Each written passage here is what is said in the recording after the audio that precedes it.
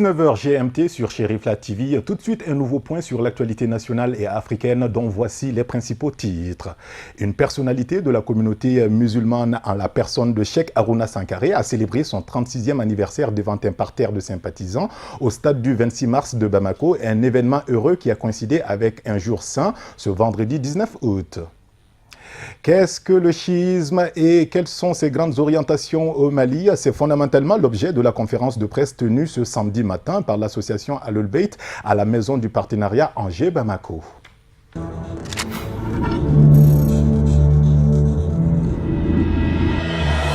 Nous sommes le samedi 20 août 2016. Bonsoir, bonjour, mesdames et messieurs. Bienvenue à vous qui nous rejoignez dans cette édition d'information sur Cherifla TV. Commémoration du 36e anniversaire du marabout, guide religieux, non moins maire de la commune rurale de Wankoro, M. Harouna Sankaré. Un anniversaire fêté en grande pompe par le Club des Amis de l'Homme en début de soirée ce vendredi 19 août. En plus d'être gratifié d'un trophée de reconnaissance pour toutes ses bienfaisances, Harouna Sankaré a eu droit à tous les honneurs. Plus de détails avec Khadija Kiteye et Ibrahim Koulibaly Ibé. C'est dans le parking du stade du 26 mars que Harouna Sankaré a soufflé ses 36 bougies. Parents, amis et sympathisants ont fait le déplacement pour l'occasion. Des séances de prêche, des prestations d'artistes et également des témoignages ont agrémenté cette journée. Ce qu'on peut dire à Harouna Sankaré, c'est juste le remercier pour ce qu'il fait pour les démunis, ce qu'il fait pour la communauté musulmane. Vraiment, c'est vraiment énorme ce qu'il fait. On le remercie et bonne continuité à lui, Inch'Allah. Très ému, très content, vraiment rien à dire. Bon, juste pour lui souhaiter bon anniversaire, puis à l'année prochaine. Nous tenons aussi à remercier Harouna également et on lui souhaite plein de bonheur, joyeux anniversaire, qu'Allah multiplie ces années, que cela soit la première fois et non la dernière fois. La star du jour a dédié ses 36 ans à la jeunesse malienne pour son soutien. Harouna Sankaré a également lancé un appel au calme. Je rends grâce à Allah subhanahu wa ta'ala qui m'a donné l'occasion de voir cette date qui est 2016 et je demande à Allah subhanahu wa ta'ala de m'accorder encore plus de longévité pour que je puisse continuer à mener les activités, à réaliser mes rêves. Mon rêve, c'est d'aider mon pays, mon rêve, c'est d'aider les populations, mon rêve, vraiment, c'est soutenir ceux qui en ont besoin. Donc, vraiment, je voudrais dédier mes 36 ans à la jeunesse malienne et africaine pour qu'ensemble nous puissions faire en sorte que la paix revienne dans notre pays. Faisons en sorte que vraiment notre pays soit un pays stable. Et cela, ce n'est pas le gouvernement seulement qui peut le faire, mais c'est le peuple tout entier. Nous devons unir nos forces, nous devons nous donner les mains pour que notre pays soit un pays très stable. Vivement le 37e anniversaire.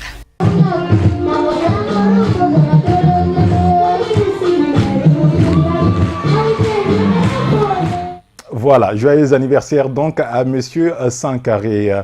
Sur un tout autre plan, multiplication des actions en vue d'une large concertation d'information, mais aussi et surtout de sensibilisation des populations sur les opérations d'assainissement et d'embellissement du domaine public. C'est dans cette optique qu'un débat télévisé a été initié ce vendredi après-midi par le gouvernorat du district de Bamako en collaboration avec nos confrères d'Africable Télévision. Autour de la table, les représentants de tous les acteurs impliqués dans la gestion efficiente de ce dossier. Voyons en profondeur les détails de ce magazine télévisé avec Marietou Diallo et Mohamed Sidibé.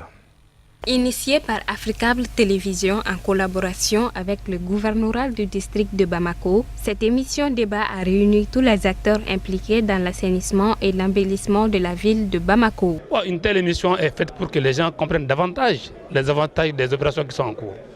Parce que vous savez, quand les gens ne sont pas informés, les gens n'ont pas été bien informés, ils n'ont pas la bonne information comme on dit, il y a beaucoup de supputations, il y a beaucoup de rumeurs qui peuvent décourager certains, alors que quand nous faisons des choses de ce genre-là, ça permet au public de comprendre davantage de quoi il s'agit. Voilà pourquoi nous voulons toujours inviter les gens pour expliquer de long en large de quoi il s'agit. Vous savez, chacun a sa façon de voir. Vous parlez des mécontents, nous on ne parle pas de mécontents.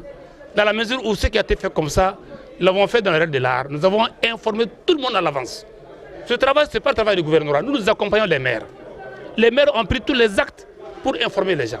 Les maires ont donné les axes qui doivent être poursuivis par rapport au déguerpissement. On a tout dit comme ça se doit. Mais dans toute chose, il y a des gens qui sont un peu récalcitrants. Bon, si tel est le cas qui arrive, bon, on peut parler de mécontents, mais nous n'allons jamais faire exprès pour casser des choses, parce que ça nous plaît, pas du tout. C'est pourquoi j'ai dit que chacun a sa façon de voir. Nous pensons que c'est dans l'intérêt de l'État, dans l'intérêt de tout le monde. Donc quand la ville est assainie, quand tout le monde peut passer comme il veut, c'est chacun qui a son intérêt dedans. Le gouvernorat du district de Bamako, en synergie d'action avec les différents marchés de la capitale, compte recaser tous les commerçants déguerpis qui, au préalable, ont été recensés auprès des différentes mairies et des commissions de marché. Il ressort de cette émission d'information et surtout de sensibilisation que les opérations de déguerpissement se poursuivront afin de donner à Bamako sa renommée de ville coquette d'antan. Des œuvres de bonne citoyenneté à travers un projet appelé Ville Lanterne. C'est l'initiative de la Jeune Chambre internationale. Le quartier Samé de Bamako a été donc choisi ce samedi matin pour une journée de consultation médicale gratuite. Les populations bénéficiaires de cette première étape ont accueilli à cœur joie l'événement en présence de plusieurs invités de marque. Marietou Diallo et Ibrahim Koulibaly Ibé étaient présents pour Chérifla Actualité. Suivons. Ville Lanterne. C'est le projet initié par la Jeune Chambre internationale Bamako Lanterne pour soutenir et accompagner les quartiers périphériques de la capitale à travers 3 volets, la santé, l'éducation et l'assainissement. Pour l'étape de Samé, une journée de consultation gratuite a été organisée pour permettre aux populations d'accéder aux soins médicaux de qualité avec des médecins spécialistes.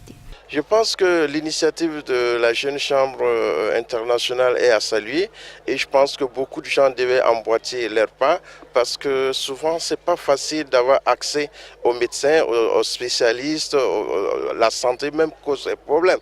Donc si aujourd'hui des gens pouvaient s'organiser, organiser des journées comme ça pour que les gens viennent déjà au contact de la population et expliquer ce que c'est que la santé, comment améliorer la santé, je pense que ce serait très salutaire. Aujourd'hui, je vais faire juste une consultation basique de dépistage comme les maladies courantes comme le trachome, les conjonctivites allergiques, les conjonctivites bactériennes ou d'autres affections qu'on peut dépister rapidement.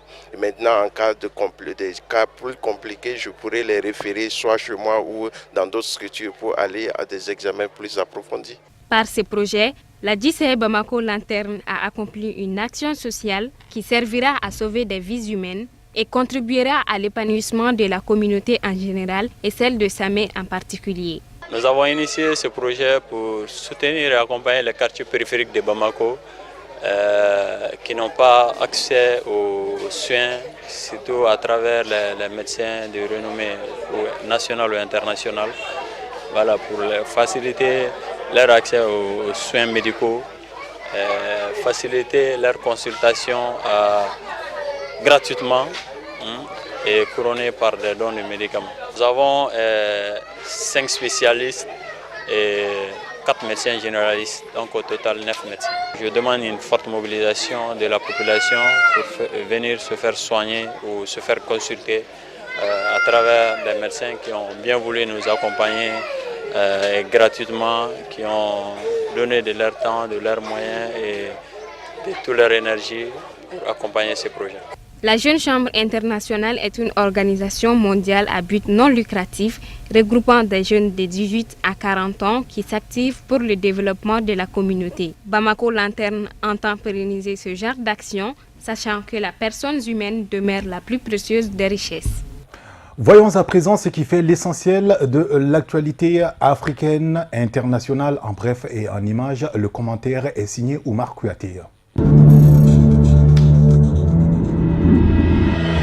En Guinée-Bissau, le 4e contingent sénégalais de la mission de la Communauté économique des États de l'Afrique de l'Ouest, CEDEAO, déployé depuis juillet 2015, se retire.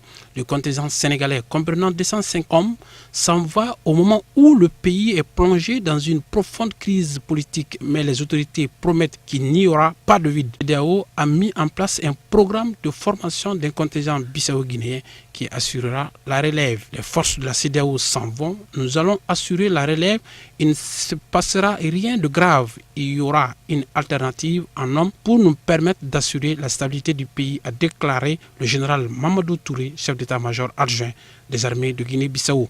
Pour rappel, la force de la CEDEAO en Guinée-Bissau a été déployée en mai 2012 dans le but d'aider à sécuriser le processus de transition.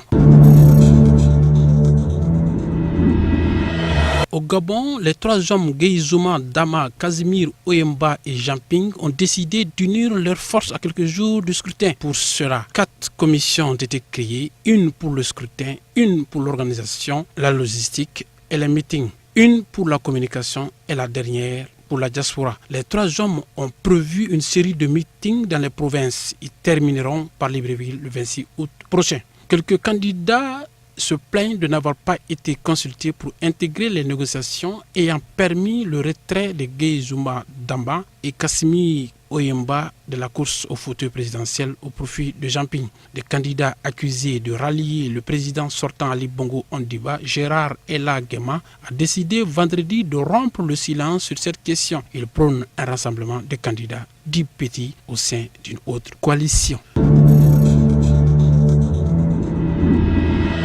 Le Rwanda a officialisé son retour au sein de la Communauté économique des États d'Afrique centrale, CEAC, organisation fondée en 1983 qui regroupe 11 pays d'Afrique centrale et censée faciliter les échanges économiques dans la zone. Ce retour avait été amorcé en 2014, mais c'est un processus long qui s'est concrétisé ce mercredi 17 août à l'occasion d'un déplacement de la ministre rwandaise des Affaires étrangères à Libreville où se trouve le siège de l'organisation. Kigali avait quitté la CEAC en 2007 pour se concentrer sur une organisation économique régionale tournée, elle, vers l'Afrique de l'Est. Kigali se trouvant entre les deux, la zone de libre-échange attendue dès 2004 n'est toujours pas une réalité, mais l'organisation dit s'être fixé la date limite de 2017 pour y arriver. C'est peut-être cette perspective qui motive Kigali.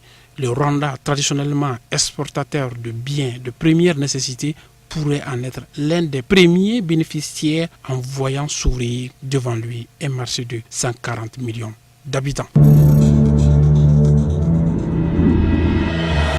Je vous l'annonçais en début d'édition, expliquer les biens fondés du chiisme au Mali. C'est l'exercice auquel s'est attelé Cheikh Abou Jafar Djabati, le guide de la communauté chiite, à travers cette conférence de presse initiée par l'association Ahlul Bayt. Il s'agit surtout de sensibiliser et d'informer l'opinion publique nationale et internationale de la pratique du chiisme dans notre pays. Le thème retenu porte sur le chiisme et les rumeurs sans fondement islamique. Reportage signé Amadou Kamara Mohamed Sidibé avec la voix d'Oumar Kouyaté. Cette conférence de presse a pour but d'informer et de sensibiliser l'opinion publique nationale sur les rumeurs sans fondement islamique qui sont en train de nuire à l'ensemble de la communauté chiite du Mali. On a voulu éclaircir notre religion pour la population malienne, que nous croyons que Dieu est unique et Mohammed sallallahu alayhi wa sallam est le sceau de tous les prophètes sallallahu alayhi wa sallam. Le Coran est ce que tous les musulmans lisent. Donc il n'y a pas de différence entre les chiites et les autres tendances en islam, sauf les références. Notre référence est basée sur les traditions des Ahlul Bayt alayhim salam, la famille des prophètes. Parce que le Dieu même, subhanahu wa ta'ala, a dit dans le Coran, Innama yuridullah liyudhiba ankum rijsa ahlal bayt wa yutahhirakum tathira. Dieu même qui a purifié la famille de Ahlul Bayt. Donc, si nous avons suivi les traces de Ahlul Bayt, nous sachons qu'on est garanti, car on est avec des gens qui sont purifiés par les bon Dieu. Le chiisme consiste à se conformer sur le plan idéologique, dogmatique et moral à la ligne tracée par les membres de la famille du messager d'Allah, le prophète Mohammed, paix et salut soit sur lui, lesquels ont été purifiés pleinement par Allah et débarrassés de toute souillure. Cette édition d'information touche quasiment à sa fin. Juste le temps pour moi de vous inviter à suivre le bulletin d'information en langue nationale Bamanakan. À 21h, une présentation de Kafouné Batili. Je vous souhaite de passer d'excellents moments et surtout un excellent week-end. À très bientôt sur Chérifla TV.